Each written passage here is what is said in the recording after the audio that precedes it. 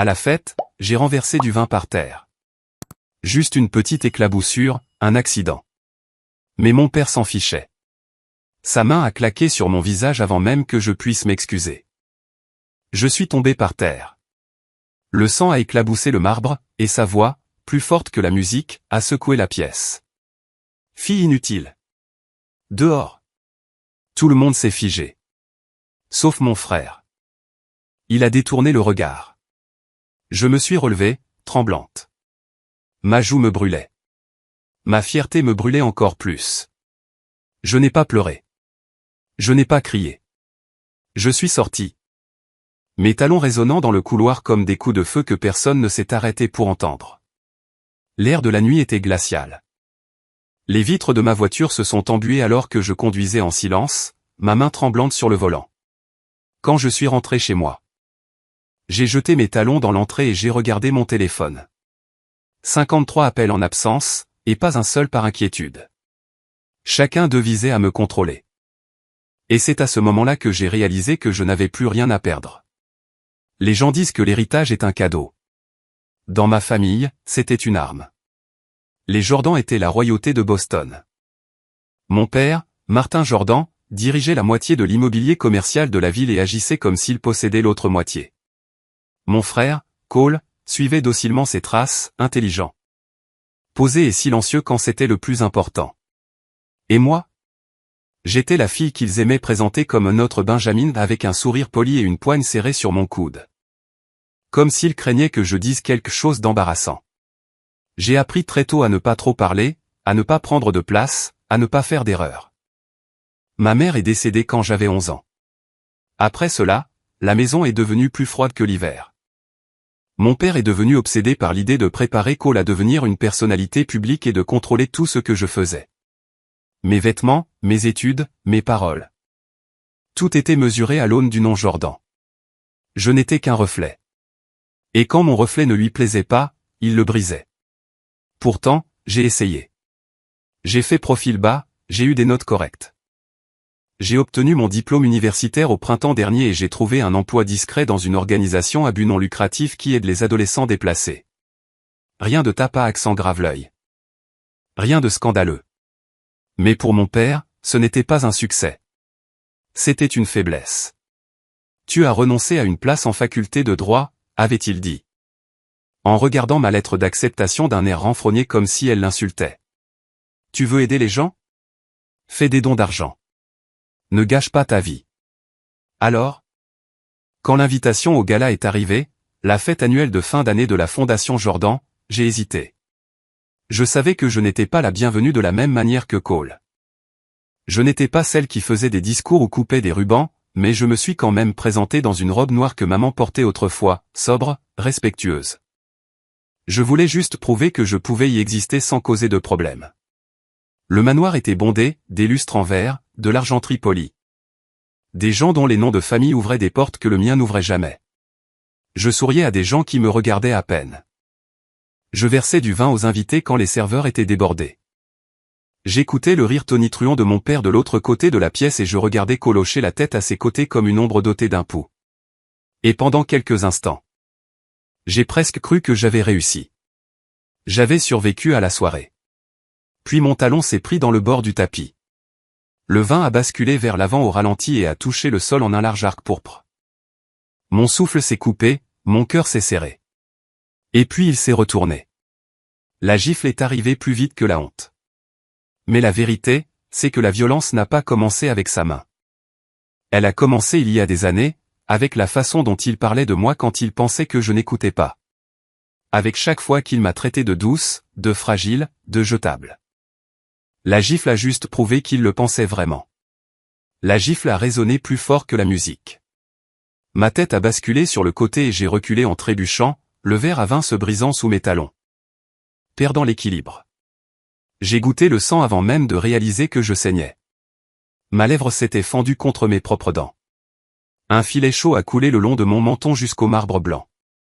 Pendant un instant, personne n'a respiré. Les yeux étaient rivés sur moi.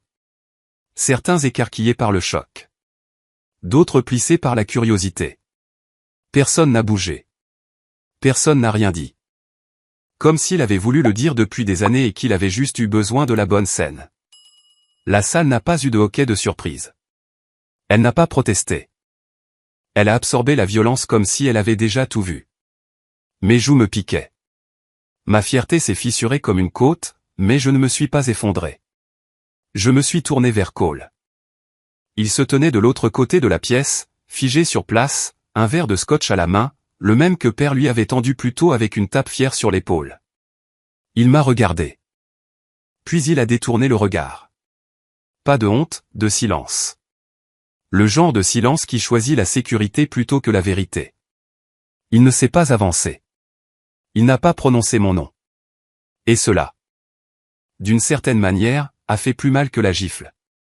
Parce que je ne lui demandais pas de se battre. Je voulais juste compter pour lui. La salle de bal brillait encore derrière moi alors que je sortais. Les lustres bourdonnaient. Les invités avaient repris leur murmure, parlant d'affaires, d'action et de vacances comme si le moment n'avait été qu'un incident, pas une blessure. J'ai traversé l'allée de gravier avec des mains tremblantes et les lèvres en sang. Mes talons raclant la pierre. Ma voiture était froide quand je me suis glissé à l'intérieur. Mes doigts tremblaient sur le volant. Je n'ai pas pleuré. Pas à ce moment-là. Je ne leur ai pas donné cette satisfaction. Ce que je ressentais n'était pas de la tristesse. C'était de la clarté, une lame fendant des années de brouillard. Je voyais tout si clairement maintenant. Les dîners où j'étais invisible. Les anniversaires où je recevais une leçon de morale au lieu d'amour. Le conditionnement méticuleux qui m'avait appris que j'avais de la chance d'être ne serait-ce que toléré. J'avais pensé que cette fête pourrait être un pas vers la guérison. Au lieu de cela, ce fut le coup de grâce. Je suis rentré chez moi en silence, la neige tombant comme de la cendre dehors. Je pouvais encore entendre sa voix dans mon crâne. Fille inutile. Comme s'il l'avait gravée là. J'ai pressé mes doigts contre ma lèvre et j'ai grimacé. Le sang avait séché, mais la douleur restait. Quand je suis entré dans mon appartement, j'ai jeté mon manteau sur la chaise, enlevé mes talons et allumé la lumière. Mon téléphone s'est illuminé instantanément. 53 appels en absence de père, de Cole. De l'assistant de la famille, du domaine Jordan. Pas un seul ne disait « Est-ce que tu vas bien ?» Pas un seul ne demandait « Es-tu bien rentré ?» Je n'ai répondu à aucun des appels. Pas au début. Je suis juste resté assise à regarder les numéros sur mon écran. De ce ton sec et crispé qu'ils utilisaient quand ils essayaient de faire disparaître un problème. J'ai jeté le téléphone, écran vers le bas, sur le canapé, mais il a vibré encore et encore. Un message vocal a finalement réussi à passer. Allait, la voix de mon père, froide, posée. La nuit dernière était regrettable, mais les accidents arrivent. N'exagérons pas les choses. Tu t'es mise dans l'embarras. N'embarrasse pas davantage cette famille. Regrettable. C'est comme ça qu'il a appelé ça. Pas une agression, pas une humiliation. Pas le fait de saigner devant 50 personnes pendant que mon propre frère détournait le regard. Non, c'était un inconvénient pour lui. Un contretemps de relations publiques. Je l'ai écouté 2 fois, essayant de déceler la moindre trace de remords. Il n'y en avait aucune, juste un avertissement enrobé de diplomatie. Un autre texto est arrivé de Cole. Nous devrions parler. Peut-être que tu as mal interprété le moment. Ne laisse pas les émotions ruiner ce qui reste. Ce qui reste de quoi? De ma dignité? Le mascara coulant à cause du vent et de la sueur. Je ressemblais à une version fantomatique de moi-même. Puis j'ai vu autre chose. Coincé derrière une bougie poussiéreuse sur mon étagère. Enfoui sous des années de souvenirs ignorés, se trouvait un petit carnet à spirale avec une couverture verte délavée.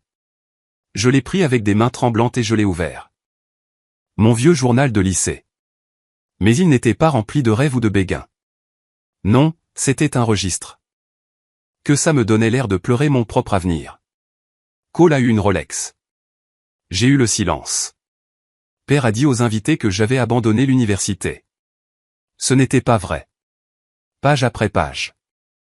Je l'avais écrit parce que j'avais besoin d'une preuve, au moins pour moi-même, que je n'imaginais pas les choses, que je n'étais pas folle ou hypersensible, qu'il y avait un schéma, un système. J'ai tourné à la dernière page, vierge jusqu'à présent. J'ai attrapé un stylo et j'ai griffonné en haut, la nuit où il m'a frappé. Puis lentement, délibérément, j'ai commencé à écrire.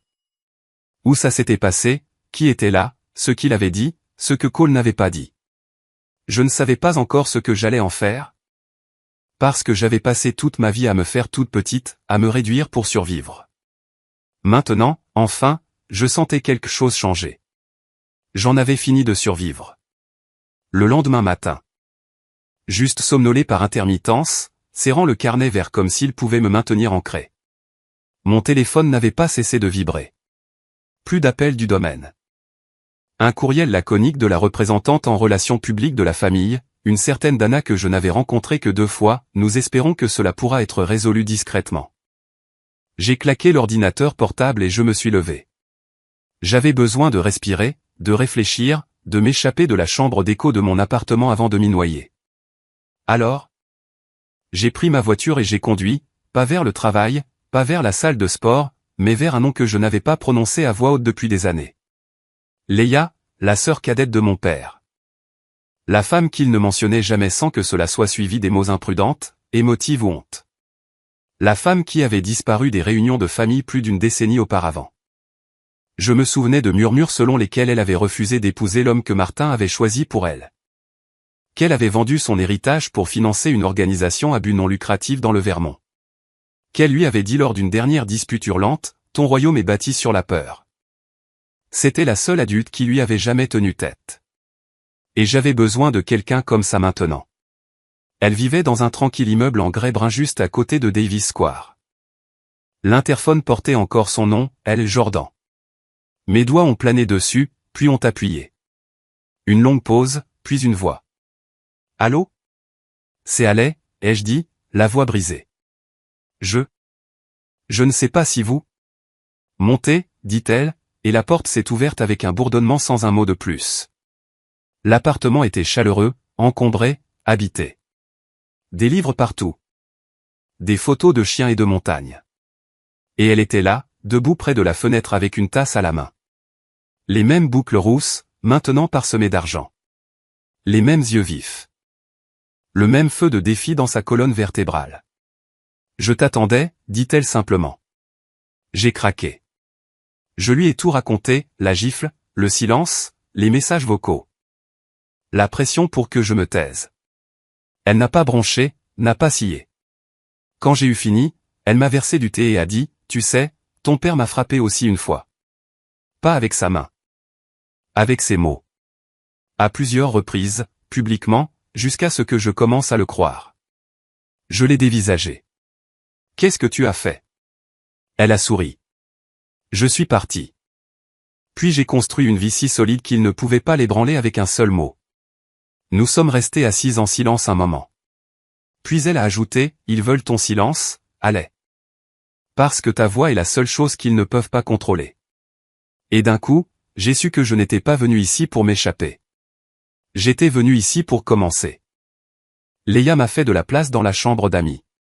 Ce n'était rien d'extraordinaire, juste un lit simple, une étagère de travers et une vue sur la ruelle. Mais c'était le premier endroit où je me sentais en sécurité depuis des jours. Elle ne m'a pas demandé de m'expliquer à nouveau. Elle m'a juste laissé avec une couverture et une simple phrase. « Demain, on commence. » Je n'ai pas demandé ce que cela signifiait. J'ai juste hoché la tête. Le matin, le plan a commencé avec du café et une imprimante qui se bloquait toutes les 3 pages. Leia a sorti des dossiers d'une boîte de rangement étiquetée Jordan, Martin, juridique. À l'intérieur se trouvaient des courriels, des lettres, d'anciens relevés financiers. Tous datés d'il y a des années, mais qui peignaient tous le même tableau, un homme obsédé par le pouvoir, l'intimidation et le silence. Il a déjà fait ça, a-t-elle dit en feuilletant un document. À moi, à d'anciens employés, à au moins un ex-partenaire commercial qui a mystérieusement trouvé un accord avant le procès. Elle a levé les yeux. Tu penses que ta gifle était personnelle? C'était un schéma. J'ai dégluti difficilement. Mon téléphone a de nouveau vibré, atteignant maintenant 97 appels en absence. Le dernier texto était court. Dernier avertissement. Laisse tomber ou tu en subiras les conséquences. MJ. MJ. Mon propre père se désignait maintenant comme une marque. Pas papa, pas même Martin. MJ. Ça ne me faisait pas peur. Plus maintenant. Ça a juste durci quelque chose en moi. Léa a montré mon carnet vert. Ça, c'est ton noyau. Maintenant, nous construisons autour. Heure, lieu, témoin, tout ce dont tu te souviens. Même si ça semblait insignifiant. Nous avons commencé à écrire le gala, la collecte de fonds de l'automne dernier où il a dit à un journaliste que j'étais entre deux emplois. Le Noël où il a offert à Cole une nouvelle voiture et m'a dit, ta présence suffit. Sois reconnaissante. Le message vocal. Je l'ai enregistré, sauvegardé, copié. Nous avions une chronologie complète sur sa table de salle à manger, surlignée, horodatée, sourcée. Puis elle a glissé son ordinateur portable vers moi. Tu devrais voir ça, a-t-elle dit. C'était une feuille de calcul provenant d'une fuite. Des transferts immobiliers. L'un a attiré mon attention. Une propriété en bord de mer à Cap Ann transférée à une fiducie offshore 3 jours après le gala. Un mouvement soudain, paniqué. Il cachait des actifs, se préparait aux retombées. Il a peur. Ai-je murmuré. Léa a hoché la tête. Ils le sont toujours, mais seulement quand ils réalisent que tu n'es plus une petite fille. Cette nuit-là. Je me tenais dans le couloir devant la chambre d'amis, regardant une photo encadrée d'elle adolescente, plus jeune, plus douce, mais avec toujours cette lueur de rébellion. Je me demandais si j'avais ça en moi. Puis j'ai regardé mon reflet dans le miroir du couloir. Meurtri, fatigué, mais debout. J'ai pris mon téléphone et j'ai tapé un simple message à un ancien professeur de journalisme que j'admirais autrefois. Que savez-vous sur la publication d'une vérité qu'ils ne veulent pas voir racontée? Envoyé. L'invitation est arrivée sous la forme d'un courriel. Objet, parlons. De Cole. Pas de mon père. Il était rédigé avec le vernis habituel des Jordan, professionnel, distant, ferme. Rencontrons-nous. Papa veut mettre les choses au clair. Juste nous trois. Pas de drame, pas de médias. Nous pouvons arranger ça. Arranger? Comme si j'étais un robinet qui fuit. Je l'ai regardé pendant un moment, puis je l'ai montré à Léa. Vas-y, dit-elle. Pas pour eux, pour toi. Va voir qui ils sont vraiment quand le masque tombe. Nous avons choisi un lieu neutre, une salle privée dans un cabinet d'avocat du centre-ville. Pas de serveur, pas de caméra, juste 4 murs. Des néons et un silence assez épais pour être mâché. Je suis arrivé la première. Cole est entré ensuite, portant un manteau bleu marine qui coûtait probablement plus que mon salaire mensuel. Il a hoché la tête, sans me regarder dans les yeux. Puis est arrivé mon père, Martin Jordan, flanqué de son assistante, qui lui a discrètement tendu un dossier et est parti. Allez, dit-il en s'installant dans le fauteuil en face de moi comme un roi prenant place sur son trône. Tu as l'air fatigué. Je n'ai pas répondu. Cole s'est raclé la gorge. Nous sommes ici pour arranger les choses. Martin s'est penché en avant. Tu as fait une erreur. C'est pardonnable. Mais ce que tu fais maintenant, rendre cela public, impliquer Léa. Fouiller dans les dossiers financiers, c'est imprudent. Frapper sa fille devant une centaine de personnes l'est aussi, ai-je dit. Sa mâchoire s'est crispée. C'était un moment de frustration. Tu m'as traité d'inutile. Tu m'as humilié. J'ai ri, un petit rire amer. Tu m'as frappé en public et c'est toi qui es embarrassé? Cole a finalement parlé. Allez. Personne ne dit que c'était bien, mais il y a une façon de gérer ça sans faire exploser la situation. Il n'y a pas de façon propre de gérer les abus, Cole. Martin a fait glisser le dossier sur la table. Ceci est un accord de non-divulgation, a-t-il dit. Signe-le et nous passons à autre chose. Tu obtiens un dédommagement. Discrètement. Avec dignité. Dignité. Il utilisait ce mot comme si c'était une marchandise qu'il pouvait me racheter.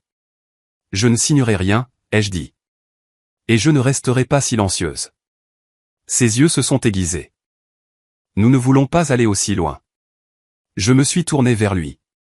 Le laisserais-tu frapper ta femme? Il a tressailli. Ta fille? Plus de silence. Et maintenant tu me demandes de protéger l'homme qui l'a fait. La voix de Martin est tombée dans un grondement sourd. Ton comportement a toujours été émotif, dramatique. Léa t'a appris ça. Tu penses que Léa peut te protéger? Tu reviendras. Tu reviens toujours. Je me suis dirigé vers la porte, puis j'ai fait une pause.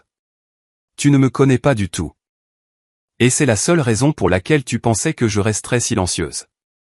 Je n'ai pas claqué la porte. Je n'en avais pas besoin. Le silence derrière moi était plus fort que tout ce que j'aurais pu dire. Dehors, je me tenais sous le ciel gris, mon souffle se condensant en buée dans l'air hivernal. Mes mains tremblaient. Non pas de peur, mais de libération. Ils m'avaient montré exactement qui ils étaient. Maintenant, j'étais libre de le montrer au monde. Je ne suis pas rentré chez moi après la réunion. Et nous avons commencé. Tout ce que nous avions rassemblé, les enregistrements, le message vocal, les anciennes entrées de journal, le transfert soudain de propriété, avait été trié. Horodaté et sauvegardé sur 3 disques chiffrés. Léa s'est occupée de la logistique technique. Je me suis occupé de la voix. Cette nuit-là, j'ai écrit la vérité, pas seulement sur la gifle, mais sur les années qui l'ont précédée. J'ai écrit sur ce que c'était que de grandir invisible dans une famille obsédée par les apparences. D'entendre dire que j'étais trop sensible, trop émotive.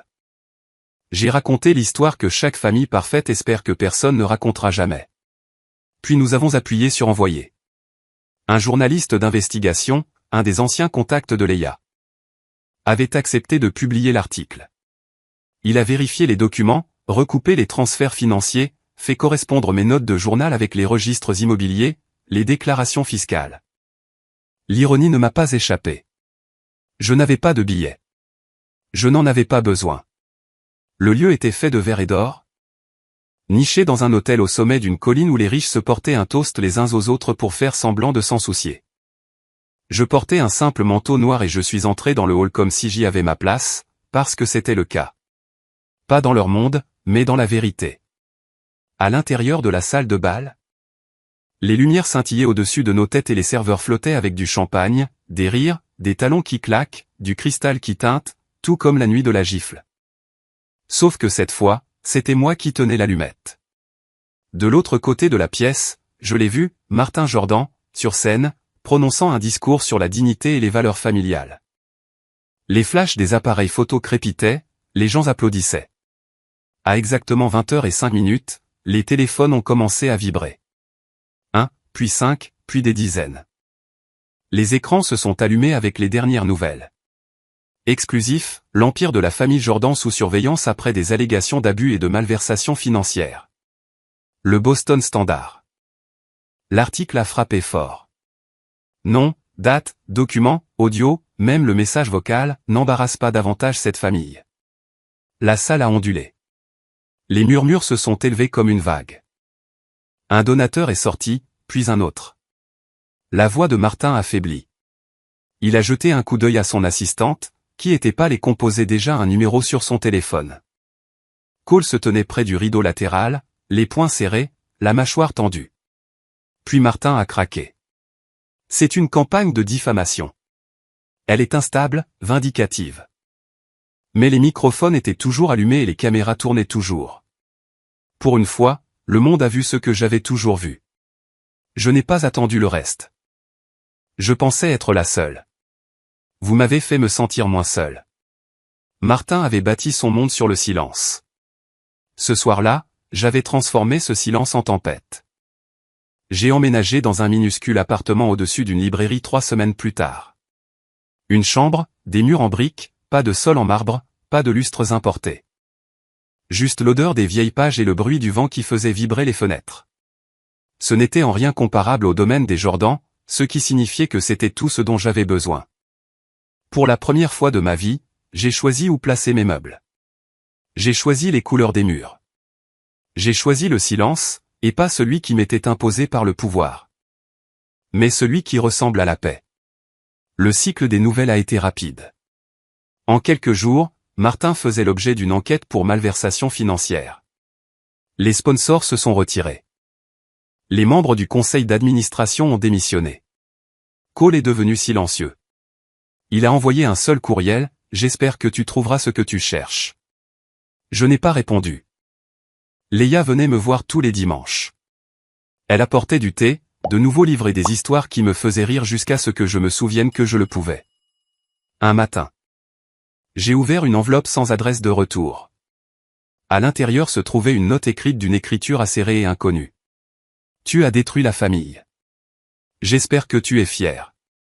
Je l'ai plié lentement et l'ai jeté à la poubelle. Parce que je n'étais pas fier. J'étais libre. J'ai commencé à faire du bénévolat dans un centre pour femmes du centre-ville.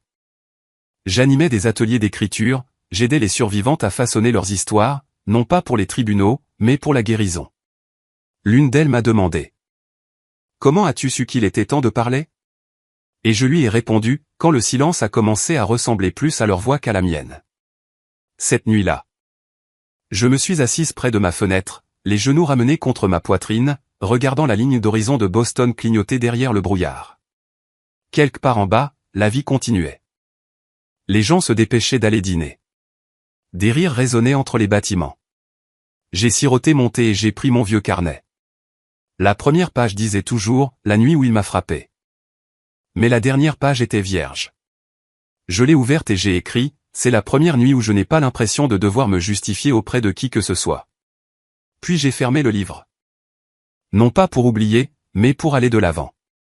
Parce que je n'étais plus sa fille inutile. Je ne l'avais jamais été.